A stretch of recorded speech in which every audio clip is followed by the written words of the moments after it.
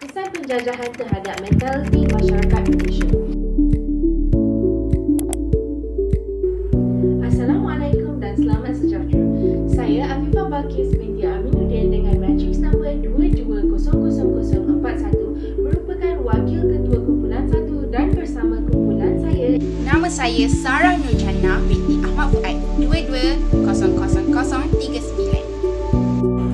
Nama saya Nur Sabrina binti Sashrul Iza, nombor matriks 220047. Saya Krisni Titing Cidik dengan matriks nombor 22000970. Nama saya Farina Akilah binti Zulkifli 220049. Pada zaman pendudukan Jepun di Tanah Melayu, lahirnya ketegangan kaum di Tanah Melayu. Hal ini disebabkan pentadbiran Jepun menggariskan pembahagian yang jelas dalam bentuk layanan mereka terhadap kaum-kaum ini, terutamanya kepada orang Melayu dan bukan Melayu. Orang Melayu dan India lebih disukai oleh Jepun berbanding dengan kaum Cina yang kerap diberi layanan buruk dan dianiaya. Kekalahan Jepun pada 1945 telah menimbulkan semangat dendam orang Cina kepada orang Melayu kerana membantu Jepun menjadi tali barut dan menentang Malayan People Anti-Japanese Army (MPAJA) yang didominasi oleh orang Cina. Hal ini telah menimbulkan konflik khususnya antara orang Melayu dan Cina apabila komunis yang didominasi oleh kaum Cina keluar dan menyerang kampung-kampung Melayu. Keadaan ini telah menyebabkan kerajaan British mengisytiharkan darurat di Tanah Melayu. Selain itu, keadaan ini telah menyemai dan menimbulkan perasaan curiga dan dendam antara kaum di Tanah Melayu. Selepas Perang Dunia Kedua tamat dan sekembalinya British ke Tanah Melayu, hubungan kaum disulitkan lagi dengan rancangan Malayan Union pada 1 April 1946.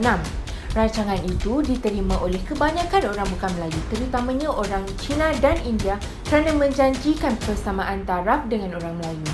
Malayan Union ini juga membuka kerakyatan kepada orang bukan Melayu menerusi prinsip jus soli yang memberikan mereka hak untuk mendapatkan kerakyatan dengan mudah. Sebaliknya bagi orang Melayu pula, rancangan ini membawa implikasi buruk misalnya dalam hal kewarganegaraan yang boleh menjejaskan kedudukan dan hak istimewa mereka. Walau bagaimanapun, Malayan Union ini tidak dapat berlangsung lama kerana mendapat tentangan kuat daripada masyarakat Melayu dan akhirnya dibubarkan dan digantikan dengan Penubuhan Persekutuan Tanah Melayu. Kemudian, pada 16 September 1963, Sabah dan Sarawak bersama-sama Tanah Melayu telah membentuk Persekutuan Malaysia yang mempelbagaikan lagi etnik-etnik di Malaysia. Sebelum Perang Dunia Kedua tercetus, untuk memastikan kelancaran pembangunan ekonomi penjajah, British telah menggunakan dasar pecah dan perintah. Dasar ini telah membahagikan kaum mengikut fungsi-fungsi dan peranan mereka dalam pembangunan ekonomi, tempat tinggal dan sistem pendidikan yang berbeza. Disebabkan keadaan sedemikian, kaum-kaum ini terpisah dan tidak memungkinkan hubungan baik terjalin di antara mereka. Walau bagaimanapun, kehidupan masyarakat pada ketika itu berada dalam keadaan tenteram dan tidak berkonflik. Namun, kini iaitu pasca modernisme, pengaruh penjajah terhadap daya pemikiran rakyat Malaysia tetap kelihatan jelas melalui perbuatan atau gaya hidup masyarakat di negara kita, dan seharusnya kita mengambil positif atau belajar sesuatu daripada pengaruh yang dibawa dari luar dan menggunakannya ke arah kebaikan.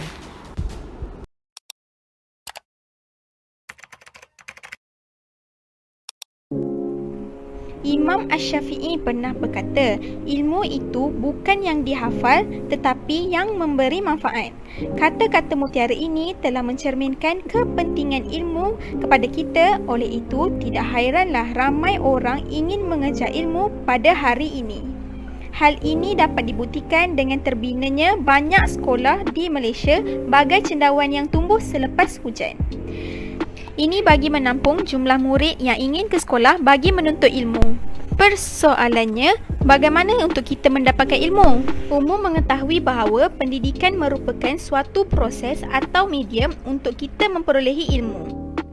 Bagi memperoleh ilmu, kita perlulah mendapatkan pendidikan yang baik kerana ia akan menjadi kayu ukur terhadap diri kita lebih-lebih lagi di era globalisasi kini, di mana ilmu itu sudah menjadi perkara yang vital. Bak kata peribahasa Melayu, ilmu ialah pelita hidup.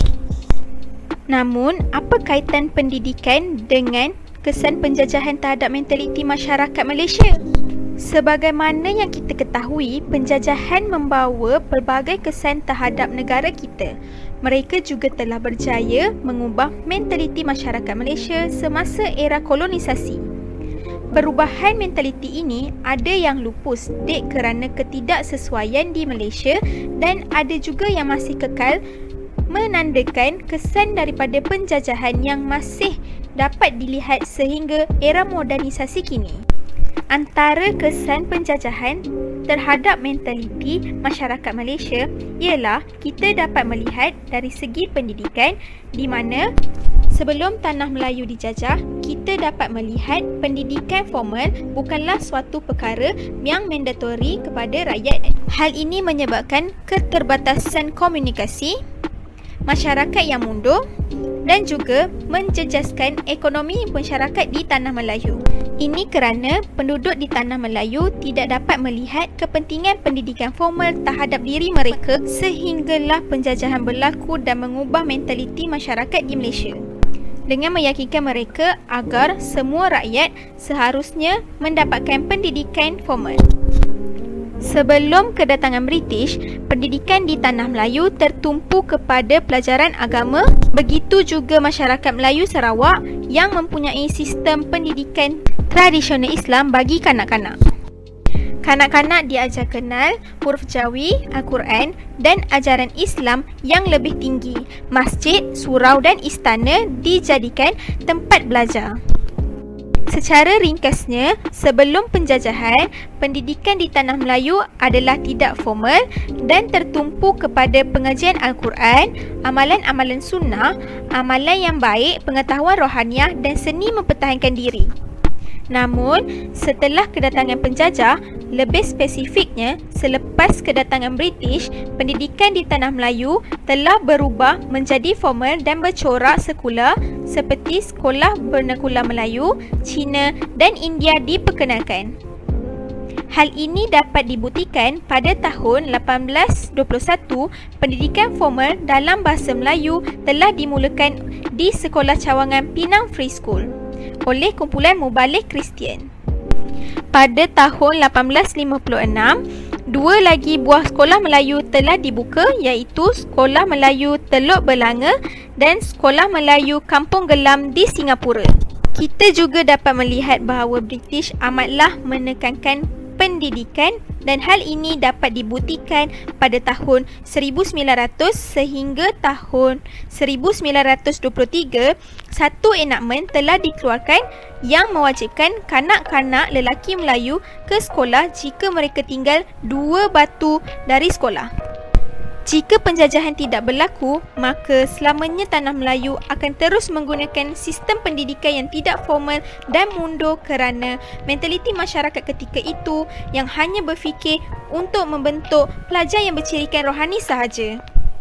Tidak seperti zaman kini di mana falsafah pendidikan kebangsaan menekankan kepentingan dan keseimbangan jasmani, rohani, emosi dan intelek. Tegasnya di sini, penjajahan dapat membawa kesan yang baik kepada masyarakat di Malaysia dengan mengubah mentaliti mereka dan berjaya meyakinkan mereka untuk menggunakan sistem pendidikan yang lebih baik. Mentaliti diskriminasi warna kulit dan perkauman. Mentaliti diskriminasi warna kulit dan perkauman sedikit sebanyak dipengaruhi oleh penjajahan terhadap penduduk Tanah Melayu dari zaman kolonisme sehinggalah sekarang. Seperti kita lihat, masyarakat Malaysia gemar akan mereka yang berwajah Pan Asia, juga dikenali sebagai rupa Eurasia, iaitu wajah kacukan antara orang asal dan orang Eropah, di mana orang Eropah yang datang ke Tanah Melayu untuk tujuan berdagang atau menjajah telah berkahwin dengan penduduk tempatan ketika waktu itu. Pada zaman kolonisme juga, penjajah British secara konsisten merendahkan orang-orang asal yang berkulit gelap dan lebih gemar memilih penduduk tempatan yang berwajah cerah untuk bekerja dengan mereka. Dari segi sejarah, pencerahan kulit kembali ke zaman kolonisme di mana individu dengan kulit yang lebih terang mendapat hak istimewa yang lebih besar daripada warna yang lebih gelap.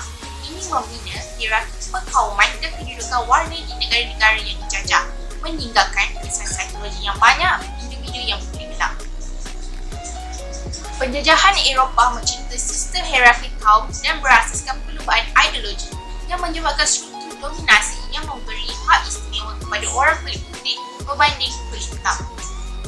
Perbezaan biologi dalam warna kulit digunakan untuk membenarkan perhambaan dan pemindasan kaum-kaum yang berada di tanah Melayu, membawa kepada pengembangan hierarki sosial yang meletakkan kulit putih di bahagian atas dan orang kulit hitam di bahagian bawah. Colorism adalah alat yang digunakan oleh penjajah untuk mewujudkan perpecahan dan mengembangkan idea bahawa sedekat mungkin dengan warna putih adalah gambaran yang ideal. Salah satu bentuk pewarnaan pertama adalah memilih hamba kulit putih yang memutuskan bahawa hanya budak-budak berkulit terang sahaja akan bekerja di rumah, manakala budak-budak yang berkulit gelap akan dikerjakan di kawasan ladang yang keras. Sama seperti pembahagian penempatan terhadap pembezaan kaum yang diterapkan penjajah British di dalam dasar pecah dan perintah bahawa kaum Cina ditempatkan di kawasan bandar untuk bekerja di kawasan pelembungan, kaum Melayu di kawasan kampung dan kaum India di kawasan estate. Ini membawa kepada pembahagian yang jelas antara hamba. Kaum Cina majoriti yang bekerja di kawasan bandar dapat menikmati fasiliti pendidikan dan kemudahan yang lebih baik berbanding dua kaum yang lain, serta mereka dapat menikmati pendapatan yang lebih tinggi berbanding kaum Melayu dan India. Sejawat ini sering meniti dari bibir ke bibir umat manusia di segenap 4 penjuru dunia ini tentang isu diskriminasi warna kulit dan perkauman. Mereka lebih gemar memilih pasangan yang berkulit cerah berbanding berkulit gelap.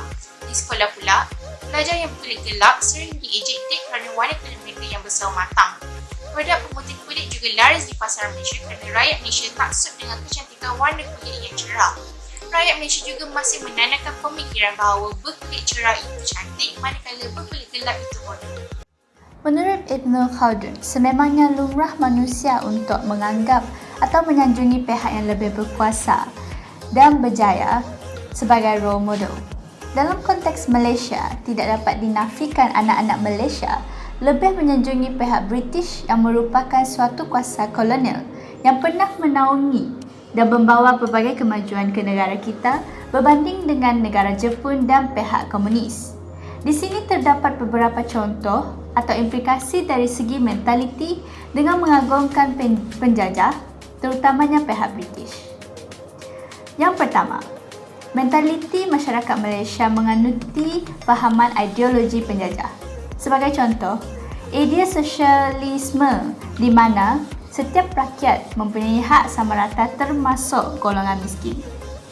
Seterusnya mengikut fashion pakaian pihak penjajah.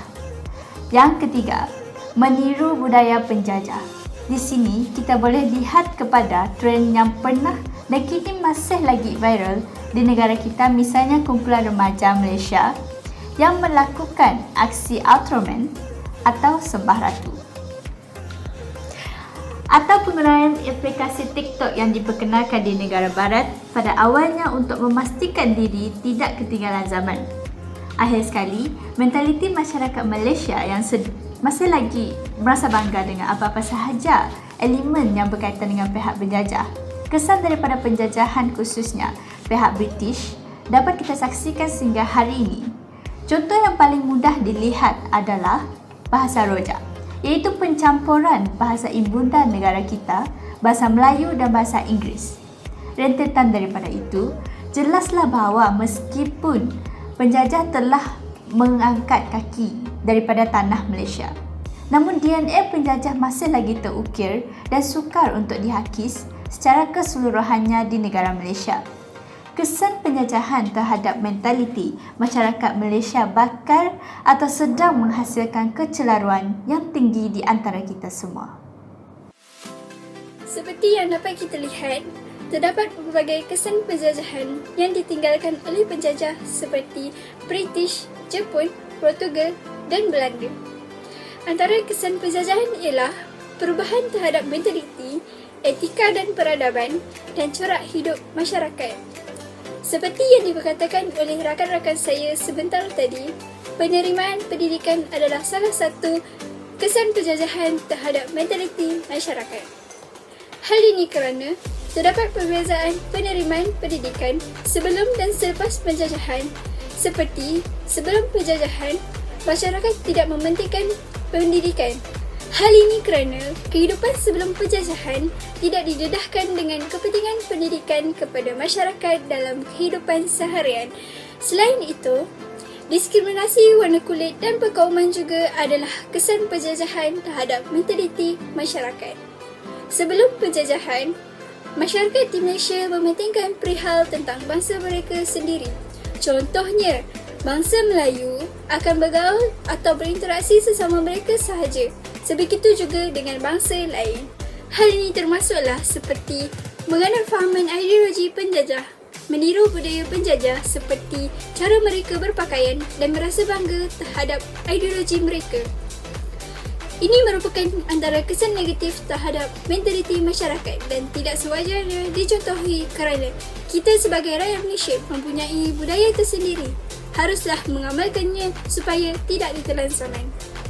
Kesimpulannya, sebagai masyarakat yang prihatin, kita haruslah mengambil contoh terhadap kesan-kesan positif yang telah ditinggalkan oleh penjajah sebagai manfaat kepada masyarakat dan menjadikan kesan-kesan negatif sebagai iktibar kepada masyarakat. Sekian sahaja daripada saya. Terima kasih. Sekian, terima kasih.